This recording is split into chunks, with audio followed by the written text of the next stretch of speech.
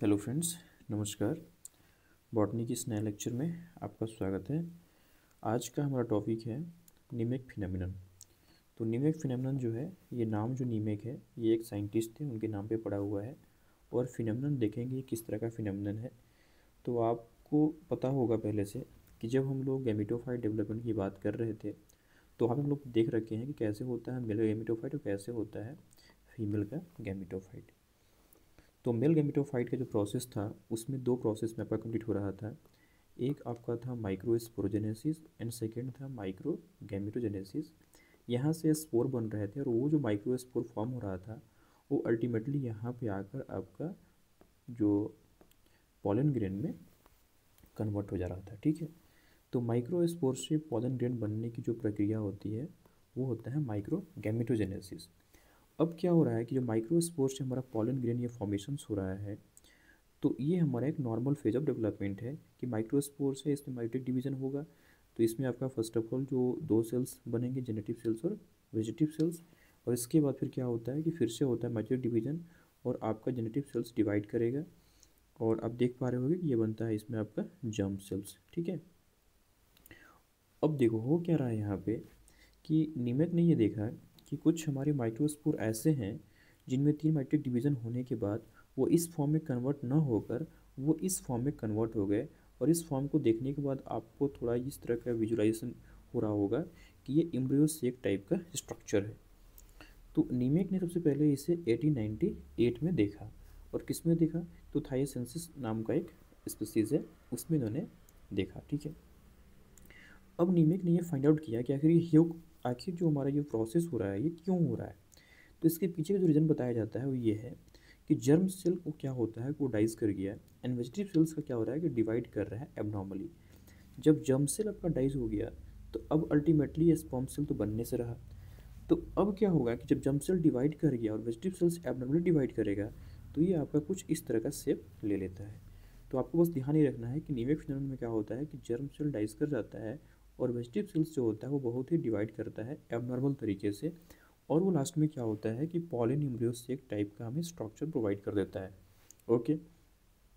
इसके बाद फिर देखोगे तो abnormalities found in the mail gametophyte development. देख लो यहाँ पे abnormalities found in the male gametophyte development the some angiosperm and Nimick found that the pollen grains are rather than going through the normal microgametophyte developments are forming the embryo sac like structure. Okay. तो यहाँ पे नीमेक ने ये पाया कि जो हमारे pollen grain थे वो नॉर्मल डेवलपमेंट प्रोसेस से न जाकर वो क्या हो रहे हैं कि एम्ब्रियो सेक लाइक स्ट्रक्चर बना रहे हैं and this phenomenon is called the neemek phenomenon. Okay.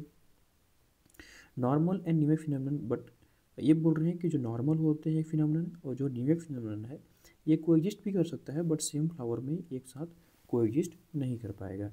ठीक है। एंड एम्ब्रियो सेक जो बन रहा है आपका है ना, ये देखो जो एम्ब्रियो सेक लाइक स्ट्रक्चर ये बन रहा है तो ये हमेशा स्ट्राइड होगा। इट मीन्स ये वेरी ऑब्वियस है कि स्ट्राइड क्यों हो रहा है। STRIDE because of absence of germ cells. यहाँ पे आपका जो जेनरेटिव सेल्स था वो तो डाइज कर गया। Then generative cells when dies the how to make the germ cells. Okay.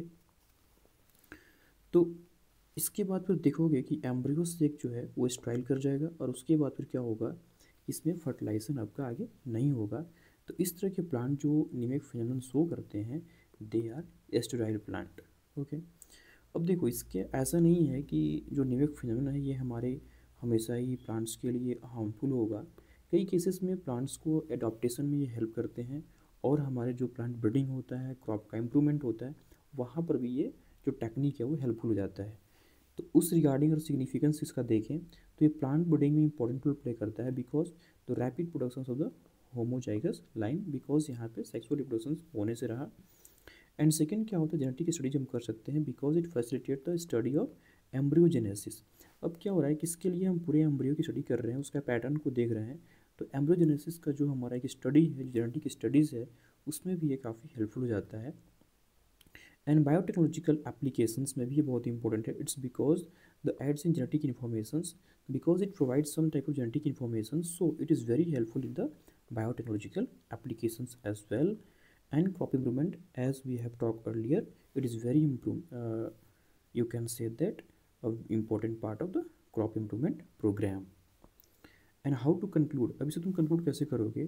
तो ऐसे बोल सकते हैं कि जो नीमेक फिनोमिनन है, it's a very landmark in the plant development biology and biotechnology, and it opens up the avenues for efficient plant regenerations, haploid productions and accelerated crop improvement program. तो ये जो आपने अपने एक तरीके से देखोगे, जो हमने कंटेंट यहाँ पे प्रोवाइड करा है, ये शॉर्ट नोट्स के लिए काफ़ी अच्छा है। और हो सके तो आप इस डायग्राम को भी आंसर में अपना इंक्लूड करो। इससे क्या होता है कि एग्जामिनर पे आपका जो आंसर्स होता है वो काफ़ी अच्छे से विजुलाइज होता है, और इससे आपका जो नंबर्स बढ़ने के चांसेस बढ़ जाते हैं। तो इसके रिगार्डिंग आप क्वेश्चन आंसर राइटिंग भी कर सकते हो और टेलीग्राम पे शेयर भी कर सकते हो, जिसे मैं इवेलुएट भी कर रहा हूँ।